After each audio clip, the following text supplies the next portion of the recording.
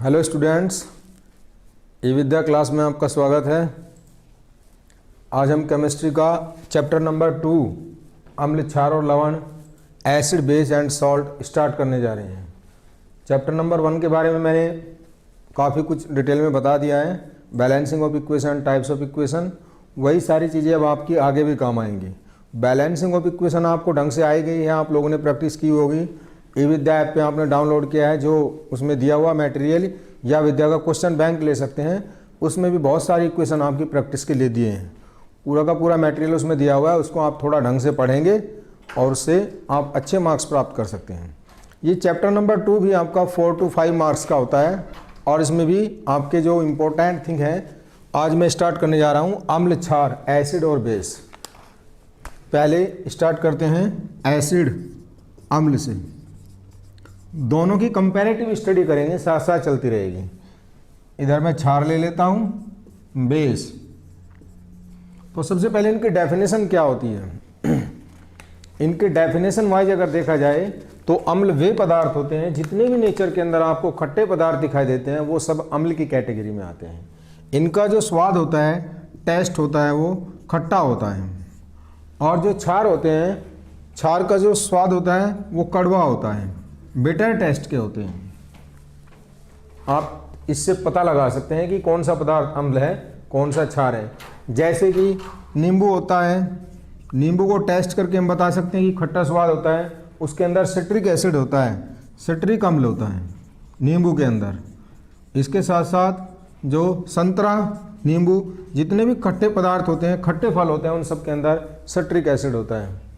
Milk, दूध के अंदर लैक्टिक एसिड होता है, लैक्टिक एसिड।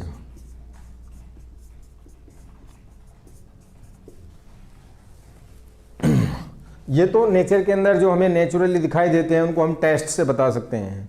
लेकिन बेसिकली अगर केमिस्ट्री की मैं बात करता हूँ, केमिस्ट्री के बेस पे हम कैसे बताएंगे कि कोई पदार्थ अम्ल क्या होता है, कोई पदार्थ क्षार क्या होता है। तो कोई भी सब्सटेंस आप जब उसको वाटर के अंदर डिसोल्व करेंगे, पानी के अंदर जब आप उसको घोलेंगे, तो अगर वो H+ आयन देता है तो उसको बोलते हैं हम अम्ल। H+ आयन, जैसे जिसके अंदर भी कोई भी मॉलिक्यूल जिसके अंदर H+ आयन देता है, वो वाटर के अंदर घोलने पर, पानी के अंदर घोलने पर उसको हम एसिड बोलेंगे या अम्ल बोलेंगे। जैसे कि HNO3 यहाँ पर आपको दिखाई दे रहा है, हाइड्रोजन है इसके पास। H2SO4 यहाँ पर भी हाइड्रोजन है इसके पास, इसका मतलब ये अम्ल है। यहाँ पर CH3COOH, इसके पास ये हाइड्रोजन है, ये भी अम्ल है। अब इम्पोर्टेंट चीज़ यहाँ पे नोट करने वाली ये है, एसिटिक एसिड के पास आपको 4 हाइड्रोजन दिखाई दे रहे हैं, जबकि अम्लीय हाइड्रोजन कौन सा होता है, जो कि आयनाइज हो जाता है, जो इसमें से वियोजित हो गया। ये हाइड्रोजन यहाँ से निकलेगा जब आप इसको वाटर के साथ डिसोल्व करेंगे, वाटर के अंदर घोलेंगे, ये 3 हाइड्रोजन नहीं निकलेंगे। तो अगर अम्लीय हाइड्रोजन की बात की जाए एसिटिक अम्ल के अंदर, तो वो सिर्फ 1 होता है, न कि 4। इंपॉर्टेंट क्वेश्चन है, ध्यान दे, पूछा जा सकता है आपसे, एसिटिक अम्ल के अंदर कितने हाइड्रोजन अम्लीय होते हैं। वो सिर्फ 1 हाइड्रोजन होता है जो कि ऑक्सीजन के साथ जुड़ा हुआ होता है, न कि ये वाले 3 हाइड्रोजन। इसके अलावा H2CO3 होता है, कार्बोनिक एसिड, इसके पास 2 हाइड्रोजन होते हैं, ये भी अम्ल होता है। H3PO4 होता है, फॉस्फोरिक एसिड, ये भी अम्ल होता है, इसके पास 3 हाइड्रोजन है। तो कहने का मतलब है कि कोई भी पदार्थ जिसके पास आपको हाइड्रोजन दिखाई देते हैं वो सब अम्ल की कैटेगरी में आते हैं। अब क्षार की बात करते हैं। कोई भी पदार्थ जो कि OH आयन डोनेट करता है, जल के अंदर OH आयन प्रदान करता है, जल में घोलने पर OH आयन दे देता है, उसको बोलते हैं क्षार। जैसे कि NaOH, सोडियम हाइड्रोक्साइड, ये OH आयन, जब आप इस मॉलिक्यूल को जल के अंदर घोलोगे तो अपने 2 आयनों के अंदर टूट जाएगा, Na+ और OH- आयन। KOH होता है, जब आप इसको जल के अंदर घोलोगे तो ये K+ और OH- में टूट जाएगा, दोनों क्षार हैं। इसके अलावा CaOH2, कैल्शियम हाइड्रोक्साइड होता है, स्लैक्ड लाइन, बुझा हुआ चूना जिसको बोलते हैं। यहाँ कैल्शियम के ऊपर 2+ चार्ज होता है, OH के ऊपर -1 होता है। तो जब आप इसको जल के अंदर घोलोगे तो ये भी क्या करेगा, OH आयन दे देगा, इसलिए ये भी बेस की कैटेगरी में आता है। MgOH ट्वाइस, यहाँ भी 2 OH आयन है, ये भी बेस है। AlOH थ्राइस, यहाँ हमारे पास 3 आयन है, जब आप इसको जल के अंदर डालोगे तो Al के ऊपर 3+ चार्ज आएगा और OH के ऊपर माइनस, Mg के ऊपर 2+ और OH के ऊपर माइनस। तो इस तरीके से इन पदार्थों को जब आप जल के अंदर घोलेंगे तो ये सभी पदार्थ OH आयन दे रहे हैं, इसलिए हम इनको बेस बोलेंगे या क्षार बोलेंगे। और इन पदार्थों को क्योंकि H+ आयन दे रहे हैं जल के अंदर घोलने पर, तो इसलिए इनको अम्ल बोलेंगे। अब अम्ल और क्षार जो होते हैं इनके प्रकार कितने होते हैं, किस आधार पर इनको डिवाइड किया गया है, किस आधार पर इनको बांटा गया है, इनको आयनन के आधार पर बांटा गया है। तो अम्लों को भी 2 कैटेगरी के अंदर रखा गया है, एक प्रबल अम्ल होता है, एक दुर्बल अम्ल होता है। और क्षारों को भी 2 कैटेगरी के अंदर रखा गया है, एक प्रबल क्षार होता है और एक दुर्बल क्षार होता है।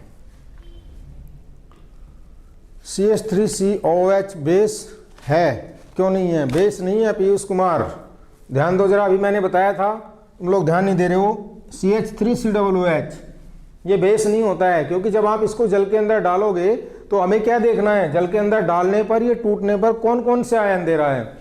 दिखने में आपको लग सकता है कि ये COOH आयन देगा, लेकिन प्रैक्टिकली जब आप इसको जल के अंदर डालते हैं, घोलते हैं, तो ये OH आयन नहीं देता, ये H आयन देता है। कैसे इसका आयनाइजेशन होता है, CH3COO माइनस और H+ आयन के अंदर होता है।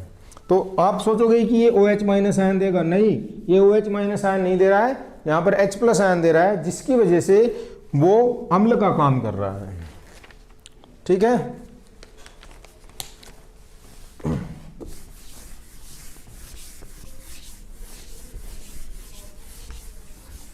अब जरा अम्लों और क्षारों को 2 कैटेगरी के अंदर बांटा गया है।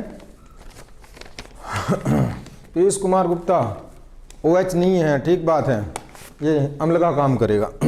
अब अम्ल को भी हमने 2 कैटेगरी के अंदर बांटा है और क्षार को भी 2 कैटेगरी के अंदर बांटा है, एक प्रबल और एक दुर्बल। प्रबल अम्ल कौन कौन से होते हैं और दुर्बल अम्ल कौन कौन से होते हैं और इनकी परिभाषा क्या होती है। क्षार को भी हमने 2 कैटेगरी के अंदर बांट रहे हैं, प्रबल और दुर्बल। अब प्रबल क्षार की परिभाषा क्या होती है, सबसे पहले आप देखो कि डेफिनेशन, आपसे क्वेश्चन पूछा जाएगा कि प्रबल अम्ल क्या होते हैं, प्रबल क्षार क्या होते हैं। 2 मार्क्स में भी क्वेश्चन पूछा जा सकता है, आपको एग्जाम्पल भी देने होंगे, उनको दोनों को पहले प्रबल क्षार की या प्रबल अम्ल की परिभाषा लिखनी होगी, दुर्बल अम्ल की, दुर्बल क्षार की परिभाषा लिखनी होगी, और उनका कम से कम 1-1, 2-2 एग्जाम्पल आप दोगे तो 2 नंबर में क्वेश्चन पूछा जा सकता है। तो यहाँ पर प्रबल अम्ल की आप परिभाषा क्या देंगे, कोई भी पदार्थ जब जल में घोला जाता है और वो पूर्ण रूप से आयनीकृत हो जाता है, मतलब अपने आयनों के अंदर पूर्ण रूप से टूट जाता है, ऐसे पदार्थ को, ऐसे अम्ल को बोलते हैं प्रबल अम्ल। और दुर्बल अम्ल क्या हो जाएगा, जो कि पूर्ण रूप से अपने आयनों के अंदर नहीं टूटता है, 100% अपने आयनों के अंदर नहीं टूटता है, उसको बोलते हैं दुर्बल अम्ल। इसी तरीके से प्रबल क्षार भी क्या हो जाएगा, जो कि वो पदार्थ या वो क्षार जो कि अपने आयनों के अंदर पूर्ण रूप से टूट जाता है, अर्थात जिसका आयनन पूर्ण रूप से हो जाता है, उसको बोलते हैं प्रबल क्षार।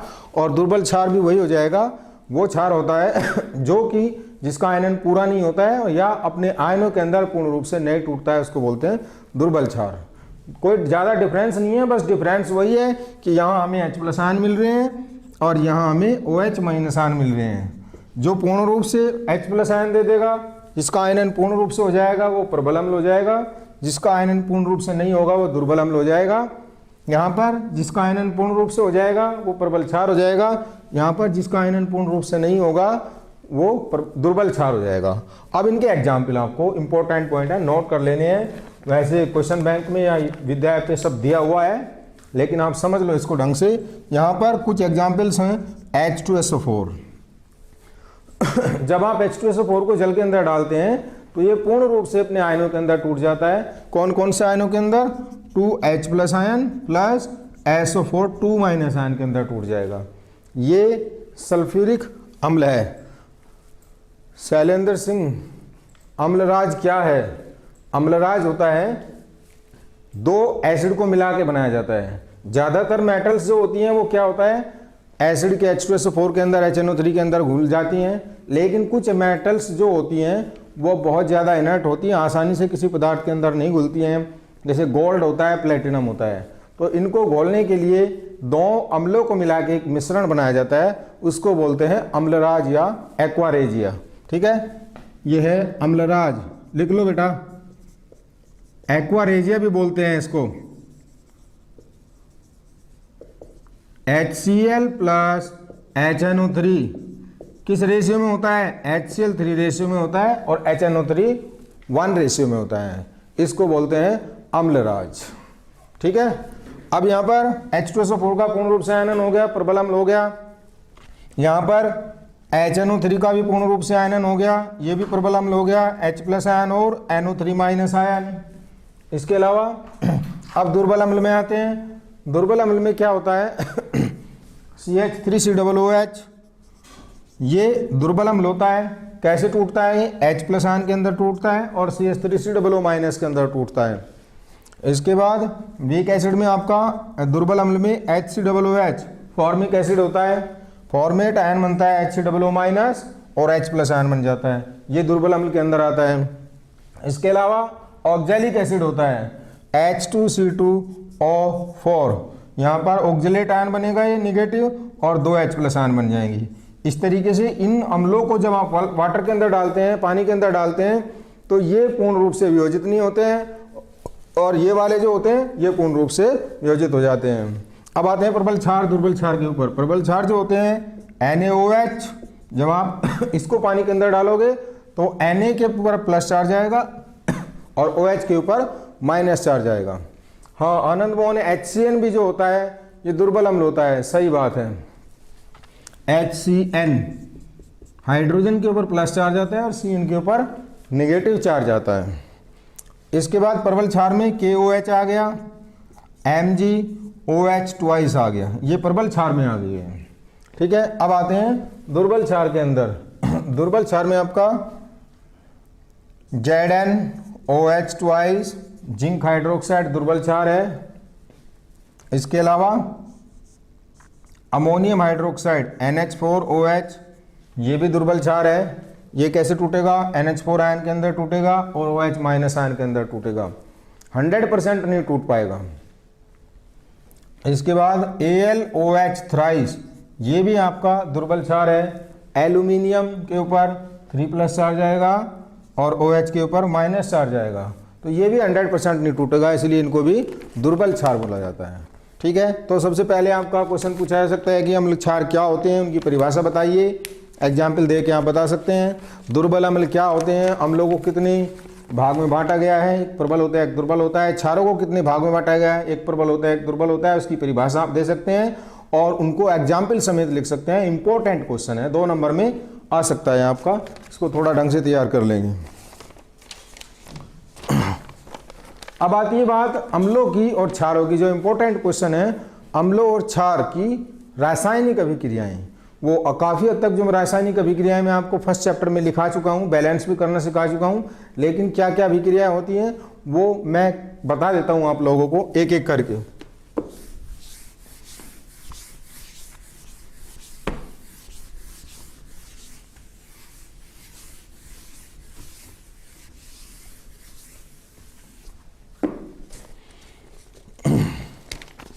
अम्लों की रासायनिक अभिक्रिया।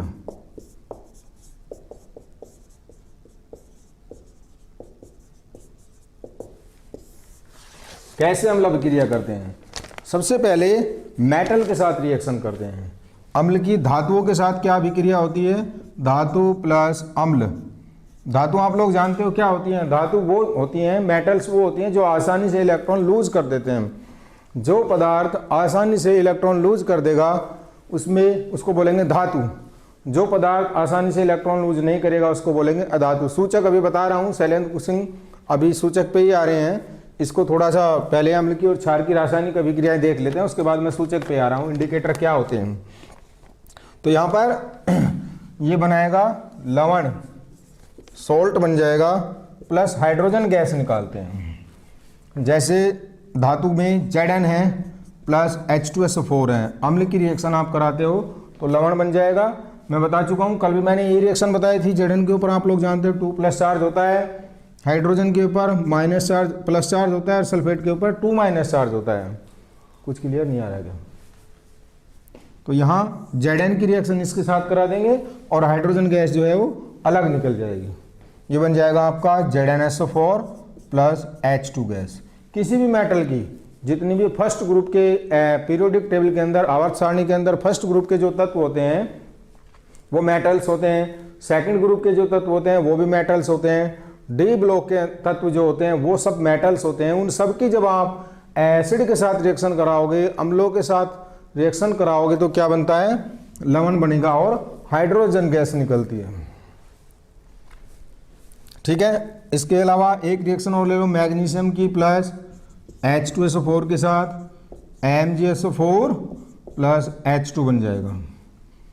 कैल्शियम की ले लो HCl के साथ हाइड्रोक्लोरिक एसिड के साथ क्या बन जाएगा, CaCl2 बन जाएगा प्लस H2 गैस निकल जाएगी। 2HCl बैलेंस कर लेंगे, बैलेंस करना आपको आता ही है। ठीक है, समझ रहे हैं। इस तरीके से किसी भी मेटल की आप अम्लों के साथ रिएक्शन करा सकते हैं। दूसरे नंबर पे धातु ऑक्साइड जो होती हैं, धातु ऑक्साइड भी क्या होती हैं, क्षार का काम करती हैं। धातु ऑक्साइड प्लस अम्ल ये भी क्या बना देंगी, लवण प्लस जल बनाएंगी। आप लोग जानते हैं उदासीनीकरण की अभिक्रिया होती है, अभी आगे मैं बताऊंगा, न्यूट्रलाइजेशन रिएक्शन। वो रिएक्शन क्या होती है, एसिड और बेस अम्ल और क्षार मिलकर लवण बनाते हैं। तो जितनी धातु होती हैं और धातु ऑक्साइड होती हैं वो किसका काम कर रही हैं, यहाँ पर वो क्षार का काम करेंगी। क्षार का मतलब होता है जिनके पास OH आयन होते हैं, और ये अम्ल जो होते हैं अभी मैंने बता दिया है। यहाँ पर धातु ऑक्साइड की रिएक्शन जब मैं अम्ल के साथ कराऊंगा तो लवण बनेगा। धातु ऑक्साइड में जैसे कैल्शियम ऑक्साइड, इसकी रिएक्शन मैं कराता हूँ H2SO4 के साथ, तो ये वही सिंपल मेथड है। इसमें कैल्शियम के ऊपर 2 प्लस चार्ज है, O के ऊपर 2 माइनस चार्ज है, H के ऊपर प्लस चार्ज है और सल्फेट के ऊपर 2 माइनस चार्ज है। ZnSO4 प्लस H2 वाला रिएक्शन, हाँ दोबारा देख लो भाई दीपांशु त्रिपाठी, ये वाला Zn के ऊपर 2 प्लस चार्ज है, H2SO4 है, मॉलिक्यूल के साथ रिएक्शन करा रहे हैं तो H के ऊपर प्लस चार्ज आ रहा है, सल्फेट के ऊपर 2 नेगेटिव चार्ज आ रहा है। इधर कोई पॉजिटिव आयन नेगेटिव आयन है नहीं हमारे पास सिर्फ पॉजिटिव आयन है। तो इस पॉजिटिव को इसके पास भेज देंगे तो ये क्या बन जाएगा, ZnSO4 बन जाएगा। लेकिन यहाँ H2 को दूसरा कोई नेगेटिव आयन नहीं मिल रहा है तो इसको ऐसे कैसे लिख देंगे। ठीक है, इसको और देख लो, ये सेम ऐसे ही है। इसमें क्या बन जाएगा, CaSO4 प्लस वाटर बन जाएगा H2O। Calcium oxide magnesium oxide की रिएक्शन करा सकते हैं प्लस HNO3, नाइट्रिक एसिड के साथ मैग्नीशियम ऑक्साइड की रिएक्शन कराएं, सेम वही प्रोसीजर है। Mg2 plus 2 negative plus negative दोनों, ये पॉजिटिव इसके साथ भेज देंगे, क्या बन जाएगा MgNO3 का ट्वाइस प्लस H2O। बैलेंस कर लेंगे इसको, 2HNO3 हो जाएगा। बैलेंस करना आता ही है आप सभी को।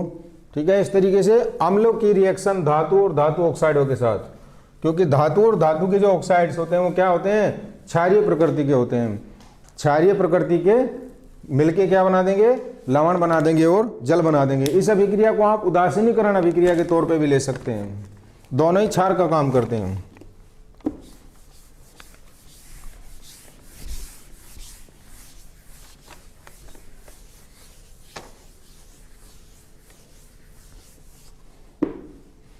मेटल कार्बोनेट, धातु H2O कैसे टूटता है, इरफान H2O बता चुका हूँ मैं, कई बार बता चुका हूँ H2O कैसे टूटता है। इसमें से H प्लस आयन बनता है और OH माइनस आयन बनता है, दोनों आयन होते हैं इसके लिए। इसके अंदर ये H प्लस आयन और OH minus ion. H ion क्या होता है, प्रोटॉन का काम करता है जो अम्ल देते हैं। OH आयन क्या होता है, क्षार का काम करता है जो क्षार देते हैं। दोनों मिलकर न्यूट्रल हो जाते हैं, इसलिए जल को उदासीन बोलते हैं। जल की प्रकृति जो होती है वो उदासीन होती है और इसकी pH इक्वल टू कितनी होती है, 7 होती है हमेशा। ठीक है, हाँ आदर्श से ज़्यादा अभी बता रहा हूँ ब्लीचिंग पाउडर पे आ रहा हूँ। फिलहाल इन चीज़ों को थोड़ा थोड़ा करके स्टेप बाय स्टेप चल रहे हैं। तो जब कार्बोनेट की रिएक्शन कराते हैं Na2CO3, ये कार्बोनेट है, इसकी रिएक्शन मैं एसिड के साथ कराऊंगा। यहाँ भी आपको वही करना है। ये Na के ऊपर +1 चार्ज आ जाएगा, कार्बोनेट के ऊपर 2 नेगेटिव चार्ज आ जाएगा, H के ऊपर +1 चार्ज आएगा और Cl के ऊपर नेगेटिव चार्ज आ जाएगा। तो यहाँ Na Cl के साथ मिल जाएगा और H कार्बोनेट आयन के साथ मिल जाएगा। दोनों क्या बन जाएंगे, NaCl प्लस H2CO3, ये बन जाएगा। यहाँ पर इसको बैलेंस कर लेंगे आप, 2HCl ले लेंगे, तो ये बन गया आपका दोनों की क्षार की रिएक्शन। नेक्स्ट रिएक्शन कार्बोनेट के साथ कराते हैं H2SO4 के साथ, तो यहाँ क्या बनेगा, सेम रिएक्शन वही करा सकते हैं। कैल्शियम के ऊपर 2 पॉजिटिव चार्ज, कार्बोनेट के ऊपर 2 नेगेटिव चार्ज, H के ऊपर +1 चार्ज और सल्फेट के ऊपर 2 नेगेटिव चार्ज। तो कैल्शियम को सल्फेट के साथ जोड़ देंगे और H को कार्बोनेट के साथ जोड़ देंगे। इस तरीके से कैल्शियम सल्फेट बन जाएगा प्लस H2CO3। ये हो गया कार्बोनेट के साथ रिएक्शन। ठीक है बेटा, अतुल श्रीवास्तव सही समझ रहे हैं? थोड़ा सा इन चीज़ों को आप लोग थोड़ा जब घर पे पढ़ेंगे ये चीज़ें तभी समझ में आएंगी।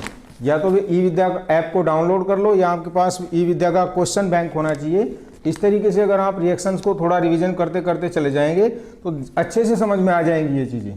तभी समझ में आ पाएंगी जब आप लोग सेल्फ स्टडी करोगे। सेल्फ स्टडी करना बहुत ज़रूरी है आपका। क्वेश्चन बैंक की स्टडी करो या ई विद्या ऐप से मटेरियल डाउनलोड करके करो। अब इसके बाद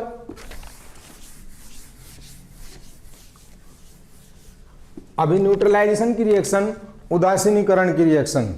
उदासीनीकरण अभिक्रिया मैंने बताई है।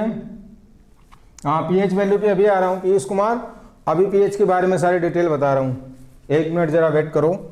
उदासीनीकरण अभिक्रिया बहुत इंपॉर्टेंट है, आप इसको नोट कर लेंगे। न्यूट्रलाइजेशन रिएक्शन, और ये अभिक्रिया जो है 2 नंबर में भी पूछी जा सकती है, कम से कम 2 नंबर में तो आती है।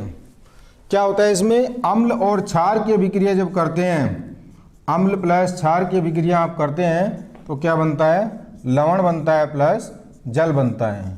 कोई सा भी अम्ल आप ले सकते हैं। अम्ल में आपको क्या करना होता है, वही H+ आयन नेगेटिव और आयन बना लेंगे। और हाँ, प्रतिस्थापन अभिक्रिया के कारण, Rahul Kumar you are right, दोनों में प्रतिस्थापन हो जाता है। जैसे H2SO4 प्लस NaOH, ये अम्ल हो गया, ये क्षार हो गया। सारी रिएक्शंस वही हैं, बस एक बार प्रैक्टिस कर लेंगे तो बहुत आसान है। क्या बना देंगे, इसका H+ आयन बन जाएगा, सल्फेट का नेगेटिव बन जाएगा, Na का प्लस बन जाएगा, OH का नेगेटिव बन जाएगा। दोनों को आपस में मिला देंगे, क्या बन गया, Na2SO4 प्लस H2O। यहाँ बैलेंस करने के लिए Na को 2 से मल्टीप्लाई कर देंगे, तो क्या बन गया इसमें, Na2SO4 प्लस H2O। ये अभिक्रिया जो होती है दोनों उदासीनीकरण की, कोई भी अम्ल ले लो, दोनों दुर्बल अम्ल भी ले सकते हैं, दोनों दुर्बल क्षार भी ले सकते हैं, दोनों ही चीज़ें इस तरीके से उदासीनीकरण अभिक्रिया चलती रहती है आपकी। इम्पोर्टेंट क्वेश्चन है। एक चीज़, एक इम्पोर्टेंट पॉइंट दोनों के अंदर जो कॉमन क्वेश्चन है, अम्ल और क्षार में कॉमन क्या होता है, जब आप अम्ल और क्षार के जलीय लवण में विद्युत धारा प्रवाहित करते हैं तो ये विद्युत धारा का चालन कर देते हैं।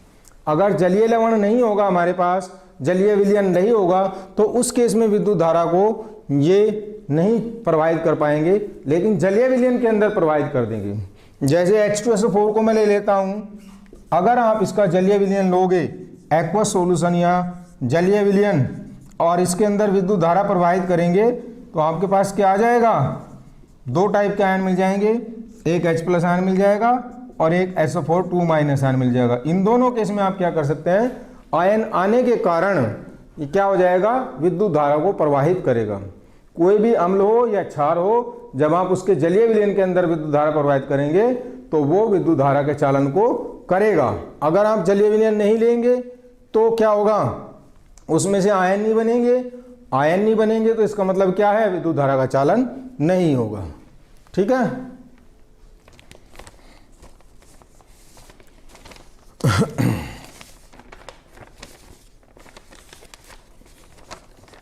अब आप उदासीनीकरण अभिक्रिया की मैंने परिभाषा बताई आप लोगों को, मैंने एग्जाम्पल बताया है। अब इसके कुछ उपयोग देखते हैं। ये उदासीनीकरण अभिक्रिया जो होती है, न्यूट्रलाइजेशन अभिक्रिया जो होती है, वो कहाँ हमारे डेली लाइफ में यूज होती है। शैलेंद्र सिंह, अभी पीएच का पूरा पैमाना बता रहा हूँ, पीएच के बारे में मैं पूरी डिटेल बातें बताने जा रहा हूँ। अभी मैं पूरा अपना टॉपिक कंप्लीट कर लूँ, उसके बाद पीएच पूरे डिटेल बता रहा हूँ। तो उदासीनीकरण अभिक्रिया जो होती है, इसके यूज कहाँ होते हैं। फर्स्ट नंबर पे आप देखो, एसिडिटी। कभी कभी क्या होता है, ज़्यादा एसिडिक चीज़ें खा लेने से या ऑयल से फैटी की चीज़ें खा लेने से क्या होती है, स्टमक के अंदर बर्निंग हो जाती है, पेट के अंदर जलन हो जाती है। आप लोग जानते हैं हमारे स्टमक के अंदर, हमारे पेट के अंदर HCl एसिड होता है जिसकी pH वैल्यू 2 होती है। वो बहुत हाईली एसिडिक होता है, बहुत तेज एसिड होता है। तो इस एसिडिटी को न्यूट्रलाइज करने के लिए बाहर से कुछ मेडिसिन ली जाती हैं, उन मेडिसिन को बोलते हैं एंटासिड। एंटासिड मेडिसिन कौन सी होती हैं? वे मेडिसिन होती हैं जो स्टमक के अंदर, पेट के अंदर एसिडिटी को न्यूट्रल कर देती हैं। जैसे ही हम इन मेडिसिन को ले लेते हैं तो अंदर जो एसिड बना हुआ होता है वो न्यूट्रल हो जाता है और पेट के अंदर काफ़ी कंफर्ट मिलता है, काफ़ी आराम मिलता है। वो कौन कौन सी चीज़ें होती हैं? सोडियम बाइकार्बोनेट NaHCO3, ये जो होता है सोडियम बाइकार्बोनेट, इसको बेकिंग सोडा भी बोलते हैं, खाने का सोडा जिसको बोलते हैं। इसके अलावा मिल्क ऑफ मैग्नीशिया का जो सॉल्यूशन होता है MgOH2, ये भी एंटासिड का काम करता है। हाँ शैलेंद्र कुमार बिल्कुल सही है, स्पेलिंग गलत लिखी है तुमने, ANTACID होता है, SID नहीं होता है। शैलेंद्र सिंह, एंटासिड की स्पेलिंग ये सही करो, वो गलत है। तो ये इसके अलावा एल्यूमिनियम हाइड्रोक्साइड को भी हम ले सकते हैं, AlOH थ्राइस जो होता है, ये भी किसका काम करता है? एंटासिड का काम करता है। तो ये रिएक्शन कौन सी हो रही है स्टमक के अंदर, पेट के अंदर, जो कि एसिडिटी को कम कर रही है? ये उदासीनीकरण की अभिक्रिया है, न्यूट्रलाइजेशन की रिएक्शन होती है जिससे कि एसिडिटी कम हो जाती है। दूसरा नंबर आता है मधुमक्खी, या जो मधुमक्खी होती है या चींटी होती है, उसके काटने से क्या होती है? स्किन के अंदर जलन हो जाती है, क्योंकि उसमें कौन सा एसिड होता है? फॉर्मिक एसिड होता है। फॉर्मिक एसिड जब वो काटते हैं तो हमारी स्किन के अंदर जलन हो जाती है। तो उस केस में क्या सलाह दी जाती है कि कोई भी बेस स्किन के ऊपर रगड़ लेना चाहिए। जैसे लोहे की चीज़ होती है, वो मेटल का काम करती है, मेटल क्या होती हैं? मेटल भी बेस होते हैं। तो उसको एसिड के ऊपर रगड़ने से, एसिड के ऊपर लगाने से वो जलन कम हो जाती है और जो बर्निंग होती है वो कम हो गई, क्योंकि उसने क्या किया, कोई भी बेसिक चीज़ें ने, जितनी बेसिक चीज़ें हम उसके ऊपर लगा रहे हैं या NaOH लगा रहे हैं या NaCl लगा रहे हैं, तो वो क्या करेगा? एसिड को न्यूट्रल कर देगा, जिससे स्किन की बर्निंग जो है वो कम हो जाएगी। ठीक है। रिया यादव, फॉर्मिक की स्पेलिंग गलत है, इसको ठीक करो, FORMIC होता है। फिटकरी का फॉर्मूला राहुल कुमार कल भी मैंने बताया था, क्लास डेली ज्वाइन करो तभी चीज़ें समझ में आएंगी। ऐसे नहीं है कि इधर उधर से कहीं से भी कोई क्वेश्चन उठा लो। हाँ बिल्कुल सही है, फॉर्मिक एसिड FORMIC एसिड होता है, बिल्कुल सही है। हाँ फॉर्मिक एसिड, दीपांशु ये होता है फॉर्मिक एसिड HCOOH, ये चींटी के अंदर होता है, मधुमक्खी वगैरह जो होती हैं उसमें।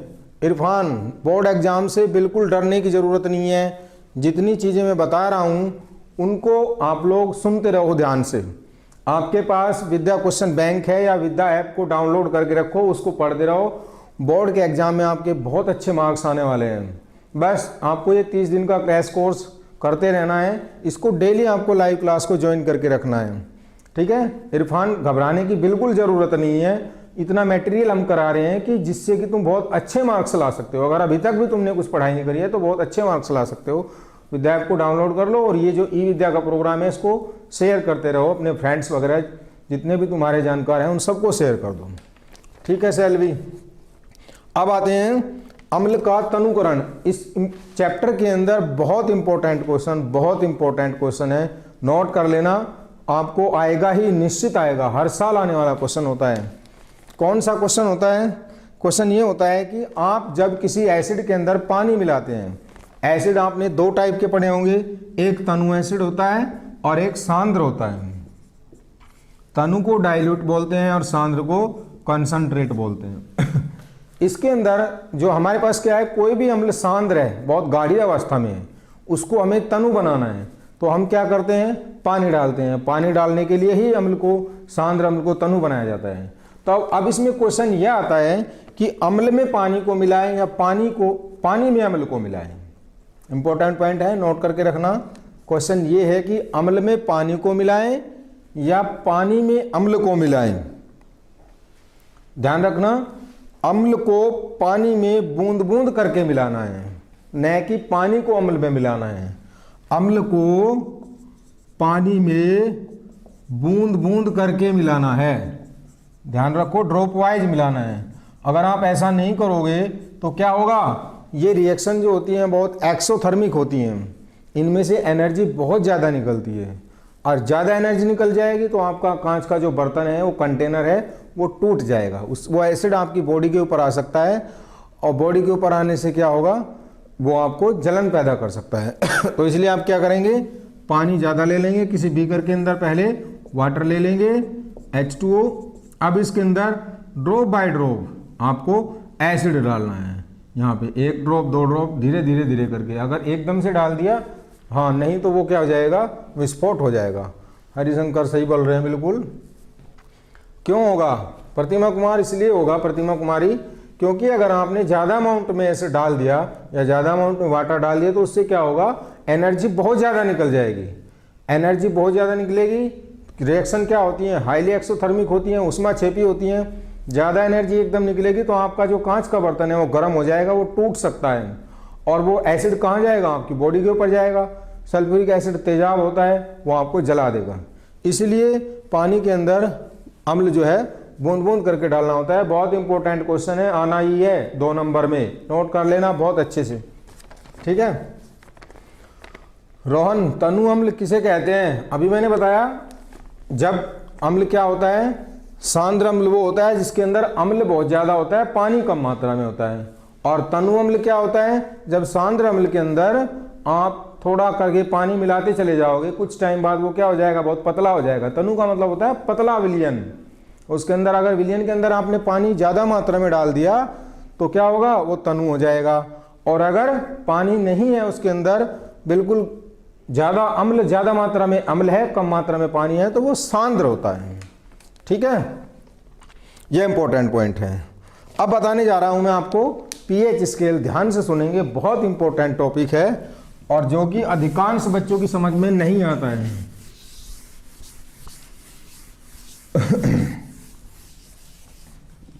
पीएच क्या होता है, अभी बहुत सारे बच्चों के मैसेज आए हैं कि पीएच स्केल क्या होता है। पीएच के बारे में मैं आपको बताने जा रहा हूं। किसी भी सॉल्यूशन को नापने का एक पैरामीटर होता है। जनरली इसको डेली लाइफ में यूज नहीं करते हैं, इसलिए बच्चे परेशान रहते हैं। तो पीएच क्या होता है, इसको अगर मैं बोलता हूं power of hydrogen ion, H ion की, किसी अम्ल के अंदर H आयन की कंसंट्रेशन को निकालने के लिए जो पैरामीटर होता है वो पीएच होता है। अब इसकी आप डेफिनेशन पूछेंगे, डेफिनेशन आपको अगर लिखनी आती है, पीएच की परिभाषा क्या होती है तो आप क्या लिखेंगे, मैं सीधा सीधा फॉर्मूला लिख देता हूं, pH equal to minus log H ion concentration या log 1/H ion concentration. H ion की सांद्रता का जो ऋणात्मक लघुगणक होता है, जो नेगेटिव लॉगरिथम होता है, उसको ही हम पीएच बोलते हैं। ये किसी भी अम्ल को मापने के लिए पैरामीटर होता है। इसी तरीके से ये अम्ल के लिए होता है, क्योंकि अम्ल के अंदर H+ आयन होते हैं।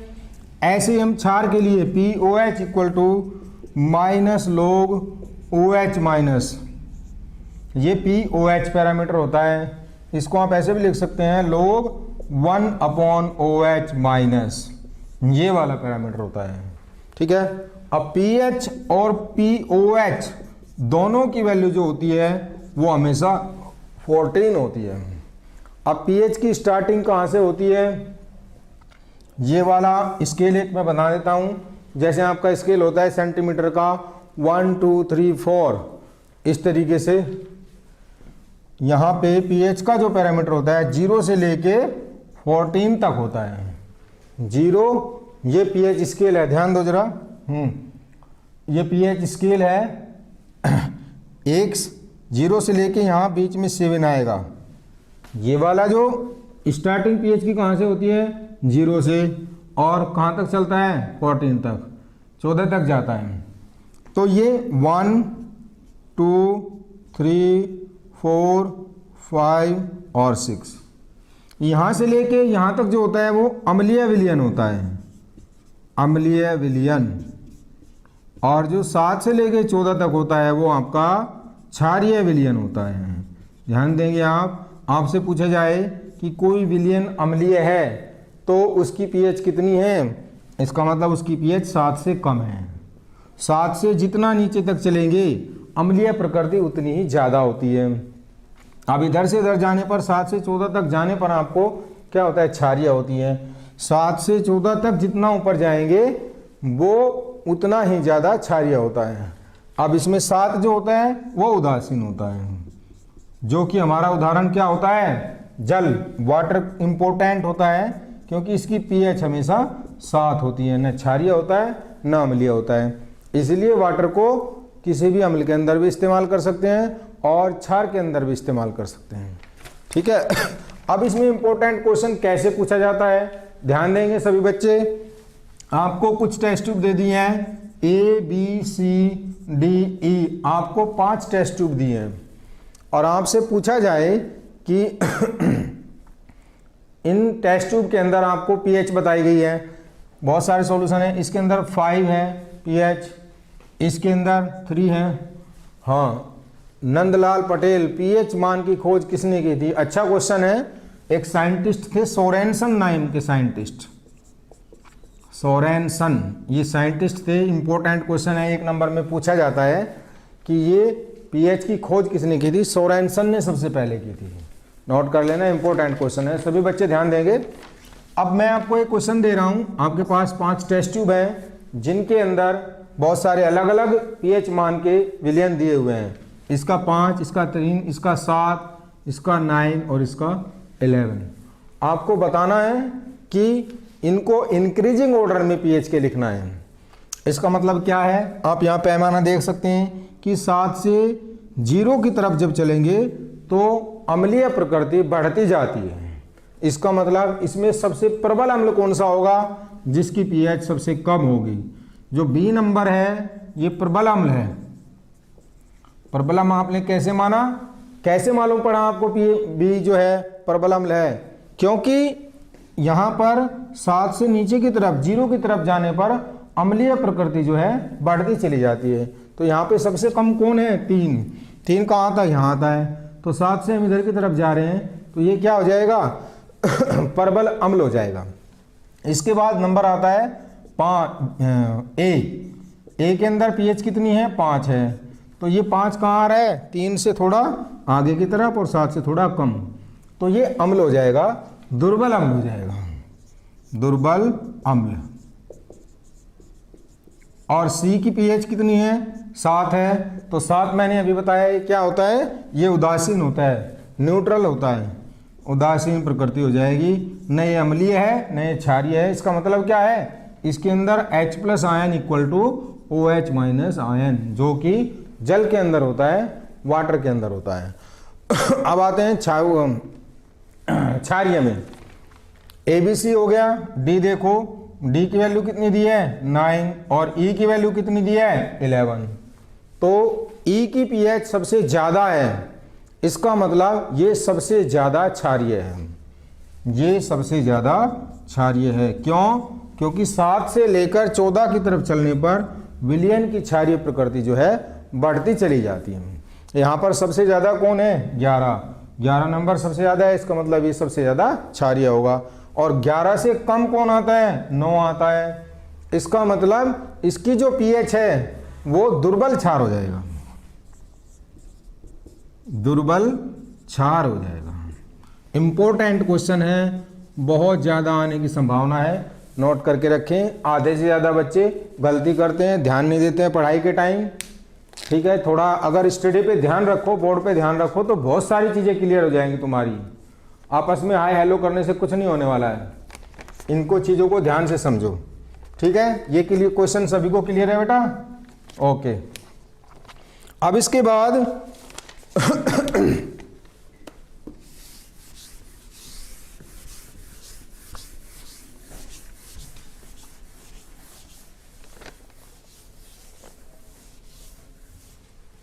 पॉइंट को जरा नोट कर लेंगे। पीएच जो होता है समानुपाती होता है क्षारीय प्रकृति के। सभी बच्चे नोट कर ले, बहुत इंपॉर्टेंट है। पीएच जितनी ज़्यादा होगी क्षारीय प्रकृति उतनी ज़्यादा होगी। और पीएच व्युत्क्रमानुपाती होता है अम्लीय प्रकृति के, अम्लीय प्रकृति के। ठीक है, पीएच जितनी ज़्यादा होगी अम्लीय प्रकृति उतनी कम होगी, पीएच जितनी कम होगी अम्लीय प्रकृति उतनी क्षारीय होगी। pH। इस तरीके से इन दोनों पॉइंट के आधार पे ये क्वेश्चन सोल्व करने में 30 सेकंड भी नहीं लगेगी आपको। ये रटने के लिए वहाँ बैठोगे एग्जाम में, ध्यान लगाते रहोगे, इस पॉइंट को नोट कर लेना, इससे सारे क्वेश्चन सोल्व हो जाएंगे। अब हमारे डेली लाइफ में pH के यूज क्या होते हैं, pH के उपयोग आप देख सकते हैं। अभी मैंने आपको बताया था स्टमक के अंदर जो एसिडिटी हो जाती है, पाचन तंत्र जो होता है हमारे यहाँ, उसके अंदर HCl होता है जिसकी pH 2 होती है, वो ज़्यादा अम्लीय होता है। कभी कभी क्या होता है पेट के अंदर अम्लीय प्रकृति ज़्यादा बढ़ जाती है, जिसकी वजह से वो स्टमक की जो वाल होती है उसको जलाना शुरू कर देता है, और उसको दूर करने के लिए हम क्या करते हैं, एंटासिड मेडिसिन लेते हैं। अभी मैंने बताया था कौन सी होती है एंटासिड मेडिसिन, 1 नंबर में क्वेश्चन आने की बहुत संभावना है, बहुत इंपॉर्टेंट क्वेश्चन है। एंटासिड औषधि क्या होती हैं, हिंदी में इसको प्रति अम्ल बोलते हैं। एंटासिड को हिंदी में प्रति अम्ल बोलते हैं। वे औषधियाँ होती हैं जो कि हमारे पेट की, हमारे स्टमक के अंदर अम्लीय को कम कर देती हैं। हाँ, क्वेश्चन अभी सोल्व करा रहा हूँ, न्यूमेरिकल भी बता रहा हूँ हरिशंकर कुमार, थोड़ा सा इसको ध्यान दे लो। अम्लीय प्रकृति को कम कर देती हैं, एंटासिड मेडिसिन होती हैं। दूसरे नंबर पे आता है हमारे जो टूथ डिके होते हैं, जो दांतों में, जिसको कीड़ा लगना बोल जाते हैं, दांतों का जो इनेमल होता है, दांतों की ऊपरी परत पे, इसको इनेमल बोलते हैं, जो वाइट लेयर होता है। अगर इसकी pH 5.5 से कम हो जाती है तो क्या होता है, दांत का जो इनेमल होता है ये गलना शुरू हो जाता है, धीरे धीरे कुछ टाइम बाद दांत एकदम ब्लैक हो जाते हैं। तो इसके लिए क्या करना होता है, टूथपेस्ट जितने भी होते हैं हमारे, वो सब बेसिक नेचर के होते हैं। और जैसे ही माउथ के अंदर, हमारे मुंह के अंदर pH 5.5 से कम होना शुरू हो जाती है, तो डेली पेस्ट करने से वो उसकी अम्लीय प्रकृति को क्या कर देता है, उसको न्यूट्रल कर देता है। अम्लीय प्रकृति न्यूट्रल हो जाती है तो माउथ की बकल केविटी जो होती है उसका pH मान जो होता है फिर क्षारीय प्रकृति का हो जाता है, और दांत जो है वो सेफ रहते हैं। ठीक है। और मिट्टी में जो मिट्टी होती है जिसमें किसान फसल उगाते हैं, कभी कभी क्या होता है उसमें भी अम्लीय प्रकृति बहुत ज़्यादा हो जाती है। ज़्यादा अम्लीय प्रकृति बढ़ने की वजह से फसलें जो होती हैं जल्दी गलना शुरू हो जाती हैं, टाइम से पकती नहीं हैं। तो उसके अंदर किसान क्या करते हैं, बेस डाल देते हैं, कैल्शियम हाइड्रोक्साइड CaOH ट्वाइस डाल देते हैं, जिससे वो अम्लीय प्रकृति को समाप्त कर देता है, और फसल जो होती है वो अच्छे से हमारी वृद्धि करती है, अच्छे से ग्रो करती है और टाइम से पक जाती है। अब इसमें क्वेश्चन में बता दे रहा हूँ आप लोगों को, फॉर्मूला भी बताया, pH equal to minus log H ion सांद्रता। आपसे क्वेश्चन कैसे पूछा जाएगा, क्वेश्चन ये होता है कि आपको 10 की पावर -3 मोलर विलियन की pH बताओ, विलियन की pH बताइए। अब आपको ये सीधे सीधे क्या दिया हुआ है, H आयन सांद्रता दी हुई है। किसी भी सॉल्यूशन की अगर मोलर लिखा हुआ है तो इसका मतलब वो हमें H आयन सांद्रता दी गई है। H आयन सांद्रता आपको दे दी गई तो आप क्या करेंगे, फॉर्मूले में सीधा सीधा रख देंगे, pH इक्वल टू -log 10 की पावर -3। जिन बच्चों ने log पढ़ा हुआ है, लॉगरिथम पढ़ा हुआ है, वही क्वेश्चन सोल्व कर पाएंगे। जो बच्चों को नहीं आ रहा है वो थोड़ा सा log के बारे में स्टडी करें और क्वेश्चन आसानी से सोल्व हो जाएगा। तो क्या आ जाएगा, जब आप इस पावर को यहाँ लेके आओगे, माइनस से 3 से मल्टीप्लाई करेगा तो क्या हो जाएगा, 3 log 10, और log 10 की वैल्यू 1 होती है, तो pH इक्वल टू 3 हो जाएगी। अधिकांश बच्चों का आंसर बिल्कुल सही है। इस टाइप के क्वेश्चन सोल्व करेंगे। अब यहाँ पर आपको POH भी पूछा जा सकता है। ये pH है, इसका मतलब सॉल्यूशन कैसा है, अम्लीय प्रकृति का है। हमारी जो pH है अम्लीय प्रकृति की है। अगर POH बतानी है आपको तो क्या करेंगे, 14 - 3 इक्वल टू 11 आ जाएगा। आदर्श यादव सही आंसर है। इसके बहुत सारे क्वेश्चन आपको दिए हैं, कैसे भी पूछा जा सकता है। 10 की पावर -9 पूछा जा सकता है, 10 की पावर -7, 10 की पावर -3, 10 की पावर -2, 10 की पावर -1। इस तरीके से आप बना लेंगे। ठीक है बेटा, जितना पोर्शन मैंने आपको बताया है आज, इसको सबको पढ़ें। बच्चे इधर उधर भागने की बिल्कुल ज़रूरत नहीं है। आपको क्या करना है, मैं पहले भी बार बार बता चुका हूँ ये बात, ई विद्या का ऐप को डाउनलोड कर लेंगे, जहाँ आपके पास विद्या का क्वेश्चन बैंक होगा, उसको आप ढंग से पढ़ेंगे और ज़्यादा से ज़्यादा चीज़ें हम एक्सप्लेन कर रहे हैं, ज़्यादा से ज़्यादा क्वेश्चन ऑनलाइन क्लास चलाने का टारगेट हमारा यही है कि कम समय में आप लोगों की ज़्यादा से ज़्यादा प्रिपरेशन हो जाए, ज़्यादा से ज़्यादा क्वेश्चन सोल्व होंगे। ये तभी हो पाएगा जब आप लोग घर पे सेल्फ स्टडी कर रहे होंगे। ई विद्या का जो आपका क्वेश्चन बैंक है उसको आप लगातार पढ़िए और हम जो करा रहे हैं ज़्यादा से ज़्यादा उसके थ्रू तुम्हारा रिवीजन ज़्यादा से ज़्यादा हो जाएगा और आप लोगों की अच्छी प्रिपरेशन हो जाएगी, अच्छे मार्क्स आप लोगों के आ सकते हैं। बस आएंगे उन्हीं के जो डेली स्टडी कर रहे हैं, यहाँ पे कमेंट लिख रहे हैं, टाइम पास कर रहे हैं, उनका कुछ नहीं होने वाला है बेटा, ध्यान दो, अपना तुम्हारा खुद का रिजल्ट है, ये फालतू के कमेंट लिखने से कुछ नहीं होने वाला है। ठीक है, ओके, थैंक यू।